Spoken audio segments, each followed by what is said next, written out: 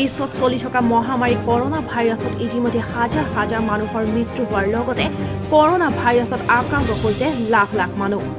এনেধৰণৰ ক'ৰনা ভাইৰাছত ভাৰতবৰ্ষত আক্ৰান্ত কৰাত ভাৰতবৰ্ষৰ প্ৰধানমন্ত্ৰী নৰেন্দ্ৰ মোদীয়ে 21 দিনৰ লকডাউন ঘোষণা কৰিছে। ইফালে অসমৰ মুখ্যমন্ত্ৰী সৰ্বানন্দ সোণোৱালে অসমত যাতে মহামাৰী ক'ৰনা ভাইৰাছে আক্ৰান্ত কৰিব নোৱাৰে তাৰ বাবে অসমবাসীক সতৰ্ক হৈ থাকিবলৈ আহ্বান জনাইছে। আজি ১.৫ মান বজাত গৌৰীপুৰৰ ২ নং গুমা পৰিষদীয় সমষ্টিত MCLA মমিনুল ইছলামে ক'ৰনা ভাইৰাছৰ সজাগতা সম্পৰ্কে এখন সংবাদমেল অনুষ্ঠিত কৰে।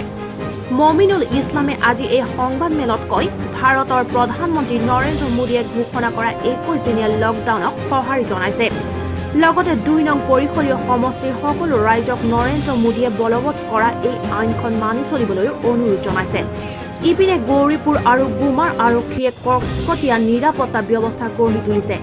চাওক, এয়ে গৌৰীপুৰ, ধুবুৰী আৰু গুমাৰ আৰক্ষীয়ে কেনেধৰণে কৰ্তব্য পালন কৰিছে তাৰ দৃশ্য আমাৰ নিউজ চেনেলৰ সাংবাদিকে কেমেৰাত আবদ্ধ কৰিছে, তাৰে এক্সক্লুজিভ ভিডিঅ'।